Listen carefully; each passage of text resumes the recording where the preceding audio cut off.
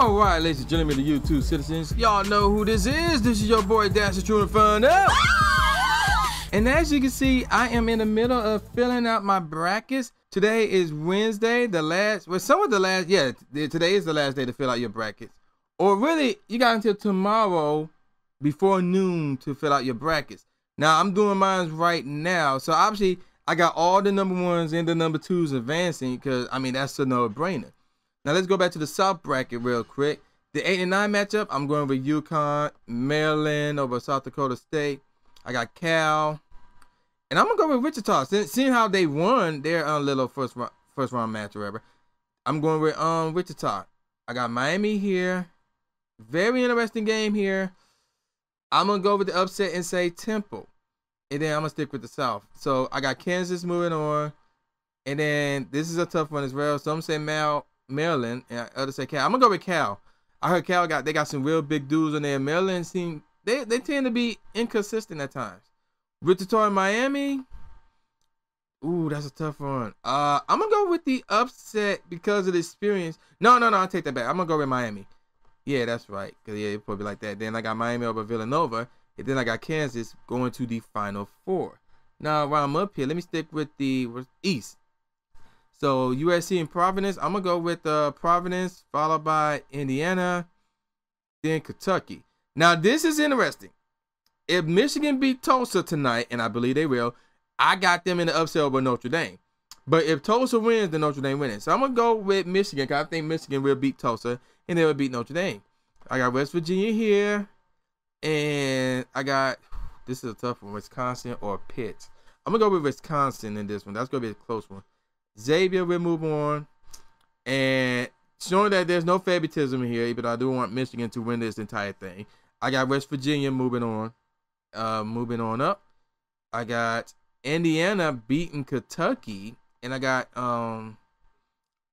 North Carolina moving on. Now, here we go right here. I got UNC against West Virginia, and I got UNC moving on. Now, spoiler alert, that is those two are my only one seed teams that will advance to the Final Four. So let's get on down here. St. Joe's, I got St. Joe, Baylor, Duke.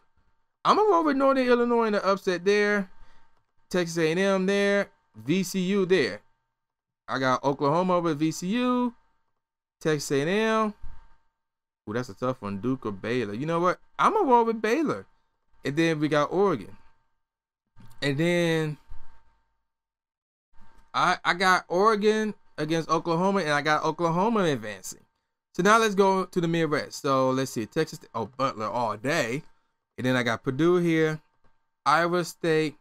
I got Gonzaga over Seton Hall, Fresno State over Utah, and I'm going to roll with Syracuse over Dayton. So a lot of upsets over here. Michigan State, obviously. Again, now, there's no favoritism. I'm not really a Michigan State fan, seeing how I am a Michigan fan.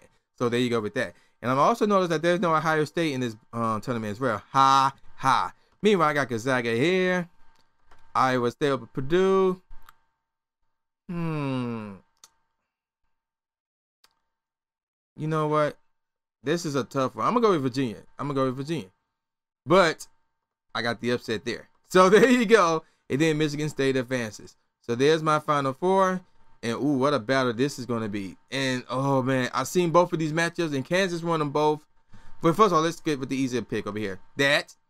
And then I'm going to go with Kansas. And that's going to be a tough one. But I'm going to roll with Michigan State winning it all. And, again, there's no favoritism because this is one of the three teams or three colleges I do not like because of the fact I'm a Michigan fan. And here's my pick, 79 to 75, and I'm gonna do this, and I'm gonna do that, and I'm gonna submit my pick. So with that out the way, let's get on to today's topic, and it is story time based off of something that happened this past weekend, which is very, very crazy. So let's get straight into it. So I want to say 3 weeks ago, I was invited by my friend to go on a party bus with her to celebrate her birthday. And she told me to invite my friends. So I'm like, okay, cool. So, you know, I told my boys about it. And two of them said they was going. The third said put me down. So knowing this one, that's more likely to mean he's not going. So it's the day of the party bus, which is that Friday. Her birthday was that Monday, by the way. So this past Friday was the day when we went on the party bus. But none of my boys came. Now all of that is another story for another day. But if we've involved in my boys and the fact that they didn't go and the things that was said in text messages, that's another story for another day. Now, so I got there. Now here's the scenario. The scenario is this. The party bus was going to be at her crib at 11. And it was supposed to be back at her crib at 4 a.m. So 11 p.m. to 4 a.m. Now, here's the first mistake I made. Well, the first mistake I wouldn't call it a mistake. It's more like a lesson learned. I'll get more on that in a second.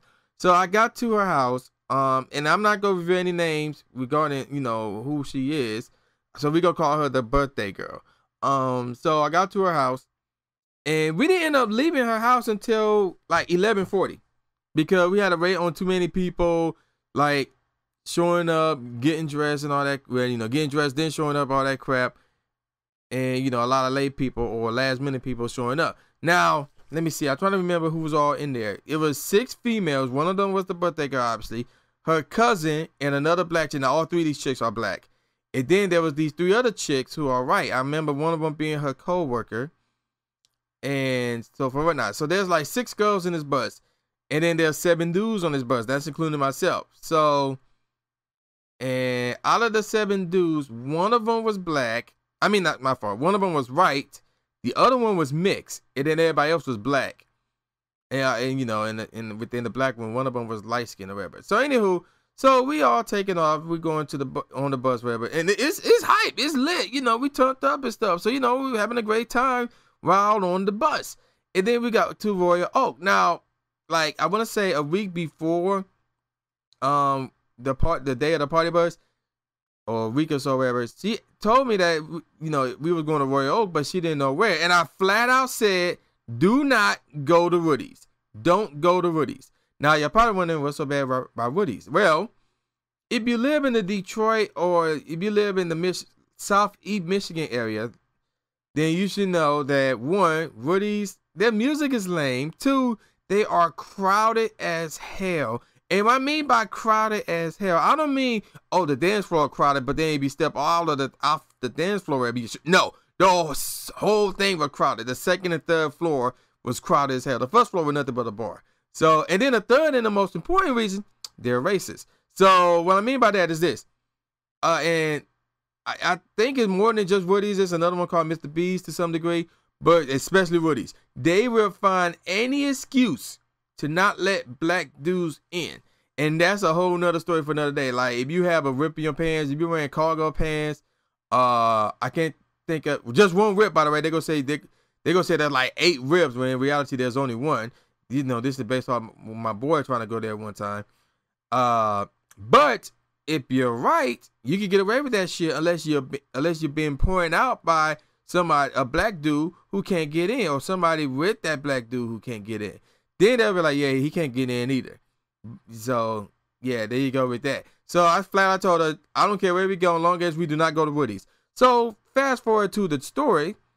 I noticed I looked outside, and where was the bus? Outside of fucking Woody's. I was like, are you serious? So we get outside of Woody's, and I noticed that something was off here for starters. There was nobody in line. Because normally in the past, when I go to Woody's, there'll be somewhat of a line there. But there was nobody in line. So we got there, and I try to remember what happened. Oh, and then one of the black dudes, in fact, I can give you his name. His name is Justin.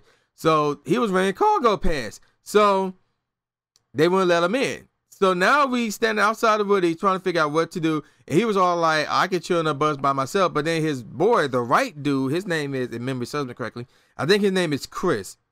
He was like, no, man, I'll get on the bus with you. And, we all trying to figure out what to do. And I'm like, if y'all trying to chill on the bus is leaving. It's like slowly but surely leaving. So, and I kept saying that over again. And everybody was trying to figure out what to do or talking about some nonsense or whatever. So then security was like, okay, you know what? We'll let him in. But if he's sagging or anything like that, then he's out. So, there was all the relief and stuff. I'm like, really? I really don't want to go in this motherfucker. So we went in that joint and we got on the second floor. There was hardly anybody there. I'm like, wow, okay, this is new. But at the same time, that shows you how bad this place is. So, anywho, like, we stayed in there for like 10 minutes, then we left. And then we was like, okay, screw Royal Oak because they racist. And I'm like, and I'm thinking to myself, I told her. So we decided to go downtown. Now, here's the scenario about downtown. Well, for starters, if there's any clubs going on down there, I lost touch with downtown with the night scene or whatever.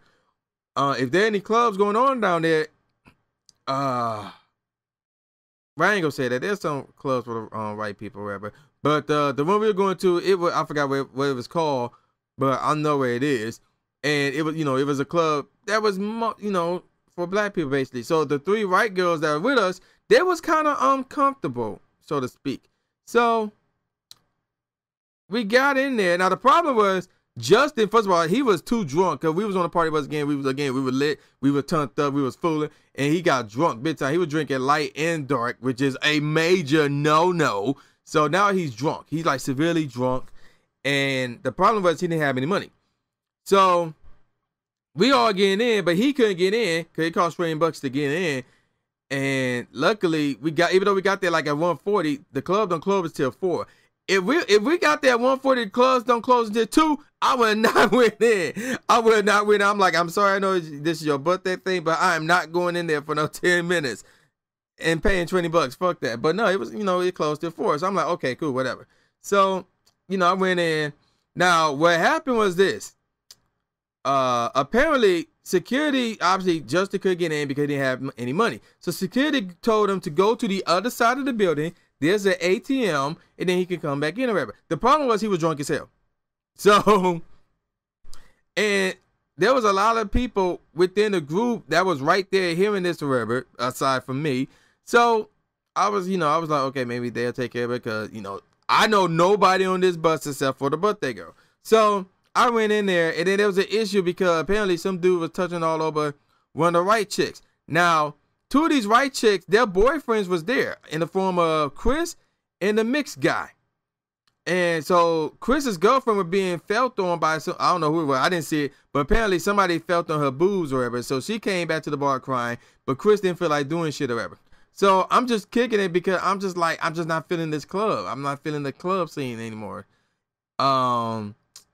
And what happened was we in that joint. Then I realized that all the right people in our group was not in there. So it was just nobody but, the black people or whatever. So afterward, we was about to dip. Cause I just got the nudge from this short black dude who was with us. I think his name was Mike. I'm gonna go with Mike. I don't know. So I got the nudge from Mike saying, hey, we about to dip. I'm like, okay. So I took a shortcut instead of walking through the crowd like everybody else was doing. I took the shortcut, went around, and then I lost contact with everybody. So I didn't know where everybody was at. I'm like, was they still in the club, haven't made it out, or they outside waiting for me? So I said, screw it. I went outside. I didn't see nobody. I did see the bus. I got on the bus. Everybody in that joint was pissed. Like, this is where all the white people was at, like, in our group. They were pissed.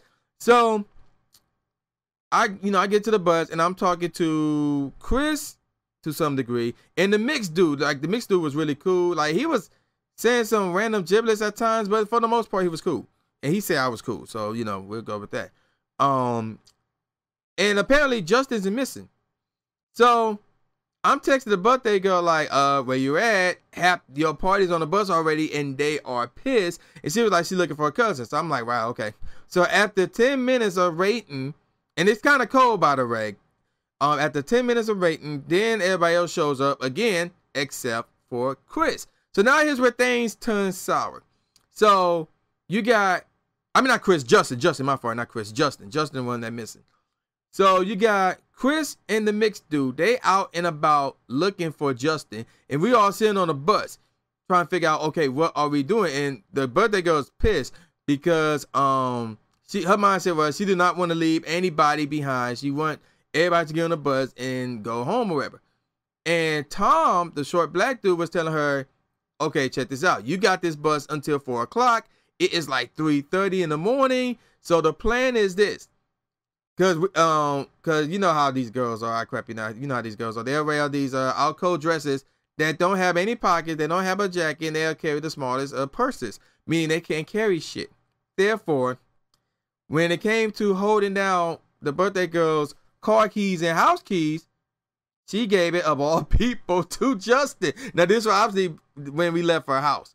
So he was lost with her house keys and car keys. And if memory serves correctly, some of them were spending the night over her house. And I think he was one of them. So Tom's mindset was, okay, maybe he's back at the house. So let's go back to the house so we can, one, make sure that the bus get back before 4 o'clock. So the birthday girl won't have to pay any more money. And two, see if Justin was there. Because he could have took an Uber, he could have took a cab or something and got back. And if he's not there, then we can go back downtown and look for him. Now, I was all down for that plan, you know, because what make more sense? Us going on foot in the cold looking for him, or driving around in one party bus looking for him, or coming back in like 2, 3, 4, 5 cars looking for him. I mean, you know what I'm saying? So we had to get Chris and the mixed dude back in the bus, and we told them the plan. So, okay, they was like, okay, cool. So we driving back. Now we have to drop off the mixed dude and his girlfriend at Walmart, since we picked them up at Walmart, which is kind of close to the birthday girl's house. So we get there, and I crap it out. Here's where things turned really sour. We get to Walmart, and Chris was like, is this Walmart open? I need to go in there and get something. And we was like, are you serious? And Tom, yeah, what's the name? No, not Tom, Mike. I call him Mike. Yeah, Mike. The short black dude, he had a problem with it because he was saying we got, you know, you could go back to Walmart after we go to Brandy's house, wherever. And, you know, I'm thinking, wait, isn't your best friend lost? We supposed to be, you know, as soon as we get that bus back, we going up there to look for him. So why are you wasting time at Walmart? Not to mention where the bus were parked, it would have taken 4 minutes to walk inside of Walmart. And then, of course, another 4 minutes, assuming the bus don't go near the door, and another 4 minutes for him to walk back. So it was dumb. So, okay, so apparently Chris had a problem with Mike. So now they start arguing and things of that nature. And then along the way, I try to remember who texted this dude's mom. Either it was the birthday girl or Chris. And I want to say, it was the birthday girl. First, they tried calling Justin's mom, but she didn't pick up. So then they texted her. She called back, and apparently she was pissed. So she talked to the birthday girl first, since it was her phone. Then she talked to Chris. And, of course, he was now he's getting emotional. So he getting emotional, pissed or whatever. Then she talked to the bus driver, and I didn't get that part. So now we dealing with a guy who is emotional. Okay, best friend is missing and is downtown somewhere. We don't know what happened to him, and he's going at it with Mike and all that stuff. So he becoming top of something. Fuck y'all niggas. I don't know any of y'all. I know this guy for 10 years or whatever, and you know. So it's now getting heated. So you got Chris and his girlfriend going at it with Mike, and 2 separate occasions, Chris and Mike was about to scrap. So it was crazy. So right when we got to the birthday girl's house, they were about to scrap again. And Mike was talking like, man, I'm about to pull it. And he was like, Chris was like, I ain't scared. So after seeing that and then hearing everything that went down, and you know, Chris talking something, fuck y'all, you know, if y'all were gonna go home, I don't need y'all, I found it myself and blah, blah, blah. So my mindset went from going back downtown to help them look for this dude that I don't even know to getting the fuck home. That was my mindset. Because I did not want to deal with that, man. It's too late at night to deal with any of that. Now, the next day, I was informed that they did manage to find Justin. He was downtown. I don't know what time they found him. I don't know where he was at. But I do know they found him and he was fine. So there you go with that. So as you can see, the game been over and we won, you know, me and a couple of randoms. And, you know, I did pretty good, man. Y'all know who this is. This is the new Jay Gatsby, a.k.a. the new Stephen A. Smith. Saying peace out, y'all, and see y'all next time.